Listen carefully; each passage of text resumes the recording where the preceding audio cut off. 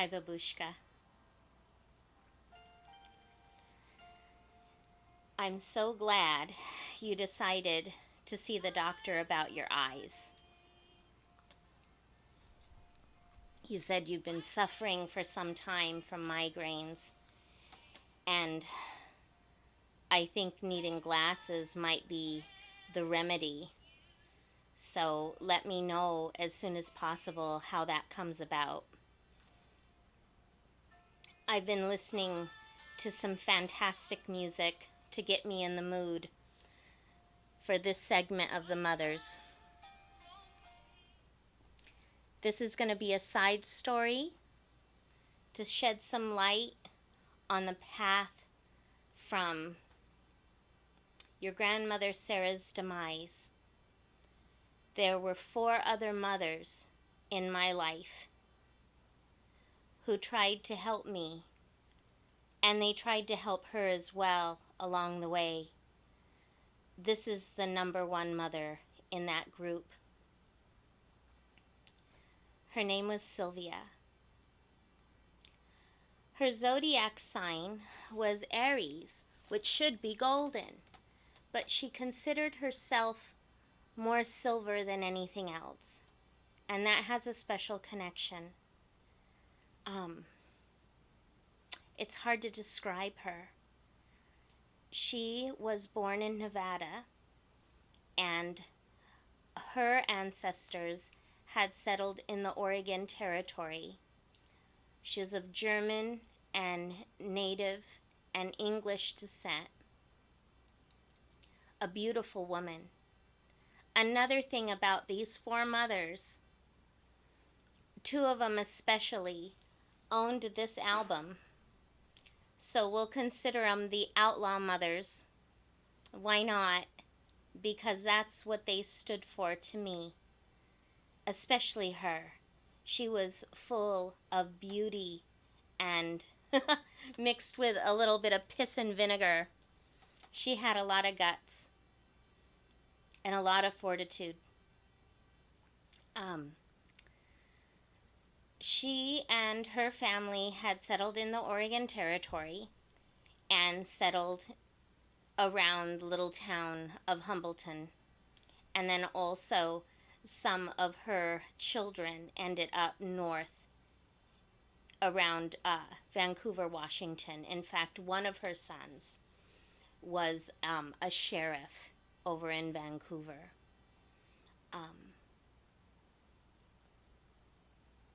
She was an Aries. Precious entity.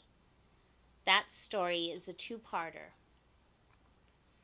And the first part of it is the Ram Aries trying to rescue 2 children, a twin boy and girl, carrying them across the sea to safety. Unfortunately, the little girl perished, but the boy lived, and he was able to inherit his kingdom. And for that deed, Aries was sacrificed to the gods, and the golden fleece of that being was placed upon a tree over in a vast island. The tree was surrounded by poppy flowers and guarded by a vicious serpent that never slept. So later on in the story, a warrior named Jason and a group of Argonauts that traveled with him had to get that fleece. And in order to do it, it didn't take just teamwork. It also took the help of a woman named Minerva, who knew the magic of those poppies in order to put the serpent to sleep, to gain that precious fleece, the golden entity of all the zodiac. So Sylvia, absolutely incredible woman. She had a tragic beginning in her life, and her first marriage was quite tragic, but she tried to endure. She was, ironically, your grandfather's housekeeper for quite a while. She didn't live on the property. She had her own with all her children and her first husband who treated her cruelly. And but she would visit your grandfather John Henry and his granddad and would keep house and stuff before your grandmother Sarah met your grandfather. And she knew a lot about the family background and a lot about the family secrets, ironically. She wasn't Catholic. She didn't really consider herself religious at all. But people respected her. Her recipes were actually in the church cookbook, and during the earlier time of the rodeo, she was known for her cooking. She made the best fried chicken in the whole area. That's how good she was. When her and I first met, or my first memory of her, it was actually a fight. I was about 4 years old, and your grandparents were out with friends in another town going to a get-together. My siblings were out at other people's homes, and I was left at home to stay with this woman. And we got into some kind of fight. I don't know what it was. It was probably just me being a kid and her telling me what I needed to do, maybe to go to bed. But I remember kicking and screaming and wanting my parents and climbing up this big chair to reach the phone. I didn't realize back then that there were still party lines, meaning if you had the phone, there might be other people on the line, so you'd have to wait. And I remember grabbing the phone, and it was so big and heavy, and hearing two women babbling on, just gabbing away, and it freaked me out. And at the same time, Sylvia yanked me down and gave me a really good spanking. I probably deserved it. But then she sat me down later on, and told me what I needed to do and why, and there's no question in it, and that she loved me. After that, we became the best of friends. She continued to babysit me for quite some time, and at the age of 5, I would see her sewing.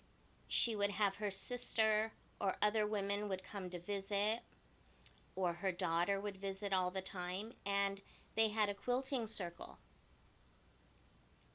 And I would hide behind furniture or underneath the quilting table, and I would watch them. And I wanted so bad to learn how at such a young age. And she saw value in that. My grandmother Esther didn't have time because she was working a lot. She shared a lot of her sewing skills to my sister Jewel. So Sylvia took it upon herself not only to teach me, but also to teach me how to be a true proficient at it, to be very professional. And I will always, always be grateful for that. I made all your Halloween costumes, right? I still have some of them. And if you want them, later on I can send them to you. Especially the Dorothy from The Wizard of Oz. That's a fantastic costume. And a lot of your school uniform clothes and things that you would wear. Stuff like that. Well, I learned all that from her. And I remember learning by hand at such a young age. And if I got the stitches crooked, she would tear them out and have me do them over again. And over again. And over again. And then by the time I was 8, she had me on an old school sewing machine with the paddle that goes up and down, but she would have me crank the wheel by hand and not use the paddle. She was afraid of me sewing my fingers. And then she would have me practice first on paper to make sure everything was aligned and straight.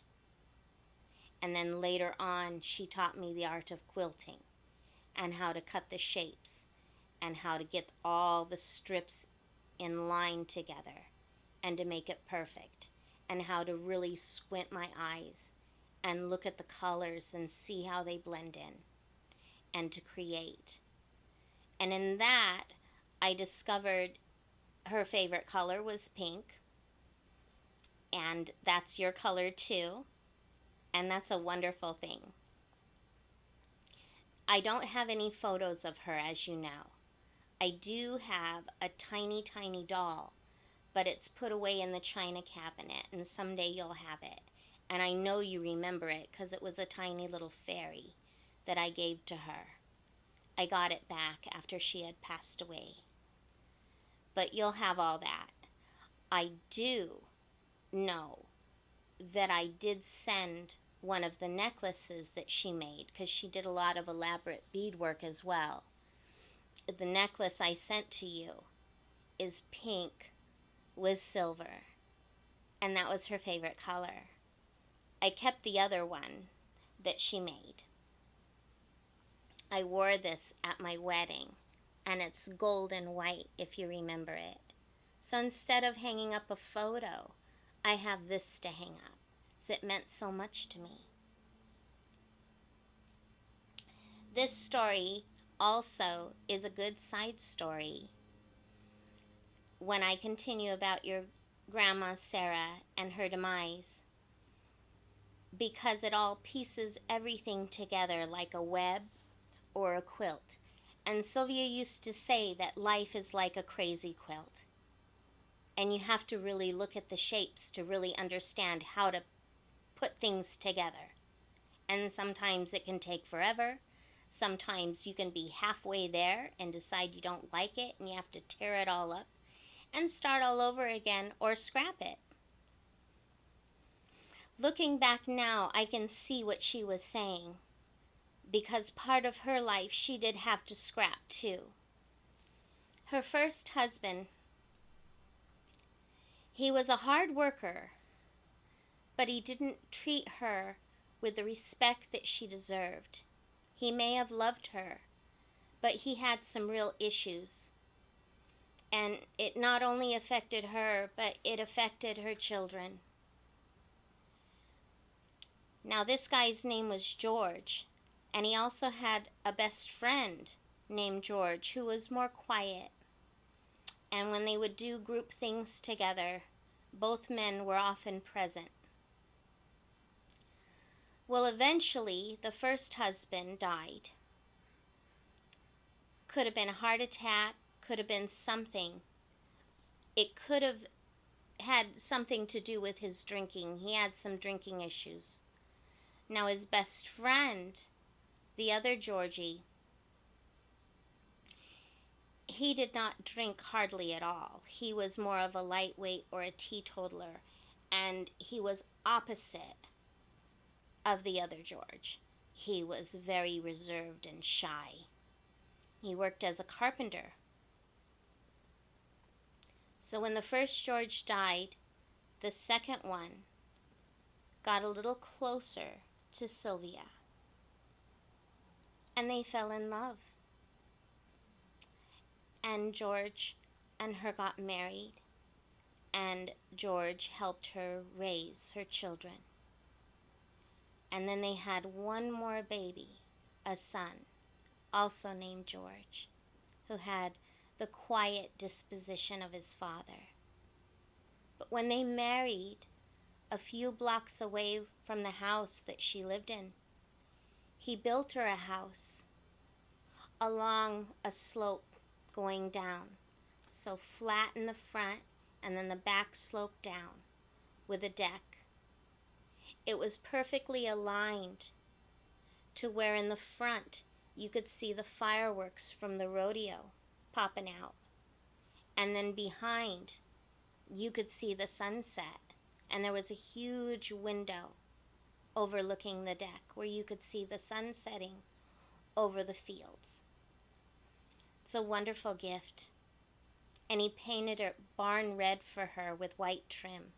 Absolutely fantastic. There were no religious photos or anything like that. She wasn't a religious person at all. It was more about taking care of the family, and they had a small farm in the beginning. At first it was a pig farm. That's a lot of hard work. When her and I became close, she had chickens. And she allowed me to be a tomboy. And only Mom knew this, but she taught me how to pluck the feathers out of the chickens after she would cut a head off of a rooster and watch it run around. She taught me how to do that. And then by the age of 8 as well, she taught me the basics of housekeeping and the basics of cooking, especially making homemade bread and homemade pasta and soups and stuff like that. And if it wasn't for her, I wouldn't know how to cook. Your Grandma Sarah, she wasn't that much of a good cook. And then Grandma Esther, she was a wonderful cook, but she didn't have all the time for it. So let's get into this about Eddie. Eddie was a little monkey, and I loved him a lot. I considered him a friend when I was a little girl, and I had a lot of empathy about his leg. A little bit of jealousy, because he would get a lot more attention than me. But nevertheless, I showed him sympathy, and when he was in pain, I would feel his grief too. And I wanted so much to relate to what he was going through, and oftentimes it made me feel guilty.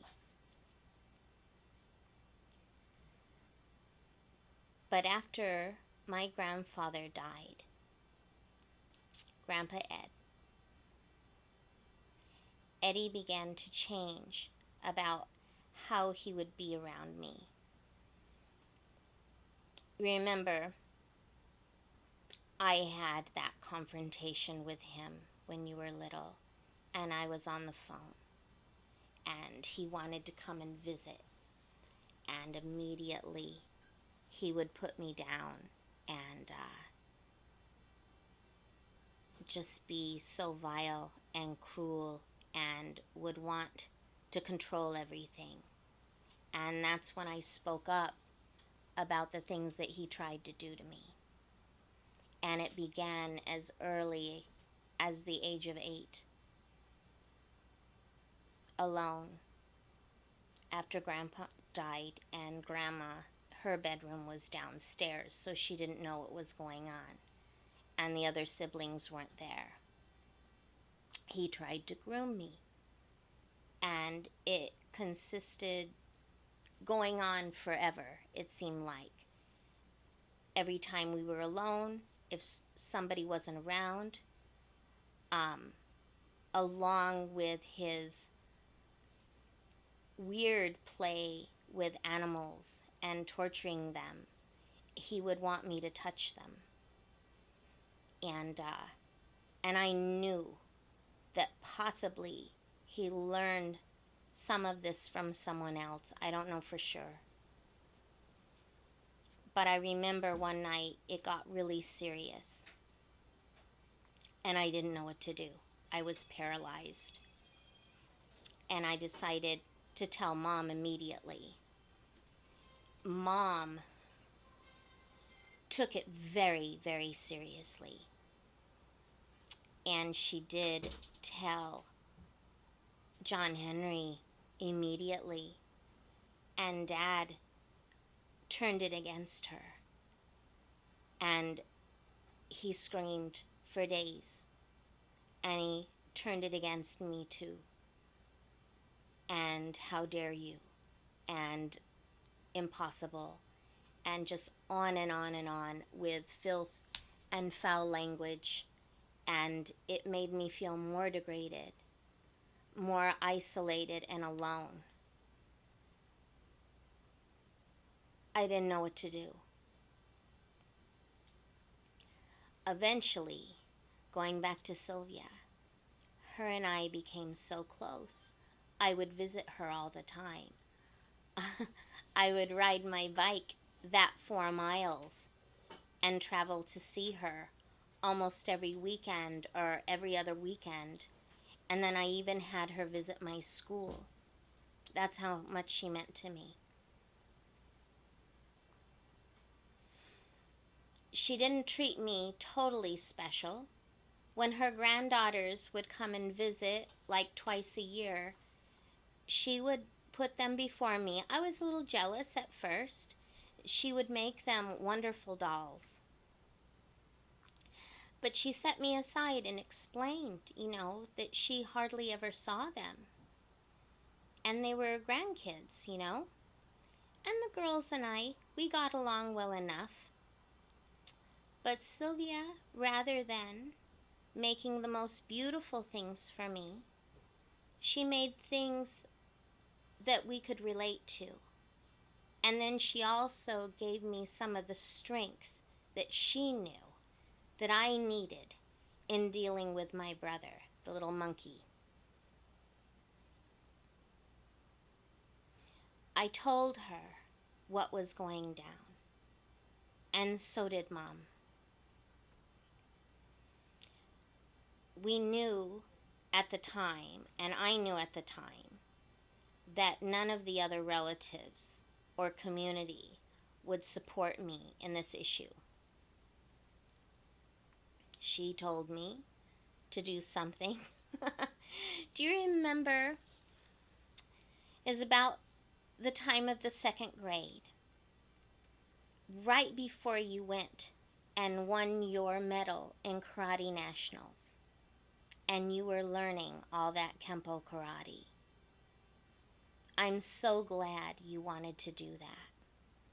It gave you real strength, and you can always get back into it later on if you want to. You could probably even kick my ass right now. But I remember picking you up from school one day, and you approached me, and you told me that you got in trouble because some terrible boy, and you got along with all the kids, and all of them liked you, but this one boy in particular grabbed you in the panocha, just grabbed you in your area. And you told me, Mom, I got so mad, I kicked him in the wee-wee. You used one of your moves, and it threw him off, but it shocked your teachers, and your teachers were angry and wanted to have a talk with me and you together. And I told you beforehand, when the teacher is going to discipline you and talk you down, I'm going to be agreeing with the teacher, but I'm going to look at you and I'm going to wink, and the wink means good job. Well, it made me think of Sylvia, because she told me whenever I would be cornered by Eddie, to kick him in the stitches where he had his leg operation. Even if the stitches were fresh, she said, get him in his weak spot. You might get in trouble, but you're going to protect yourself. After I told her about the situation, she never allowed him in her house. And so it was a safe sanctuary for me. A wonderful thing. So she had a barn cat amongst all the chickens. No dogs, but in the past she did have dogs. But she had this wonderful mama kitty, a barn cat, white with yellow eyes. And I remember you used to play with this. And you thought it was really funny when I told you the name of the cat. Well, she named her cat after the shortening you use for frying, Crisco, because the cat was white with yellow eyes. Such a sense of humor. But she was an important person. Unfortunately, she ended up having a stroke and dying around the age of 85. But she looked so young, and she was so strong till the end.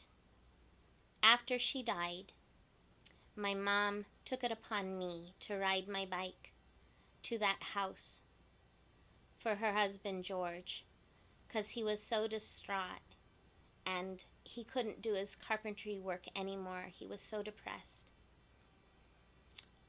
She would tell me to run the sewing machine and work on my projects, because the sewing machine would bring him solace and make him feel loved. Him and I didn't talk much, but we had quite an understanding with each other. And so I did. So the moral of the story is, there's one good thing about silver opposed to gold. All these mothers preferred silver over gold because they were all working class or farming women, and they felt that gold was no big deal. Can't afford it all? Who cares? Besides, they felt silver was a lot more pretty. And then silver, like this silver bullet, it guards against the monsters.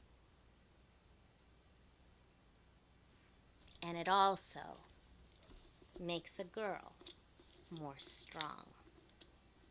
Just like this. Right? Yeah. I've sent you photos of this to remind you how strong you are as a woman. So, probably the next episode will be about one of the other outlaw mothers. But in the meantime, I hope you enjoyed this. And remember to ring the bell. Goodbye. I love you, sweetheart.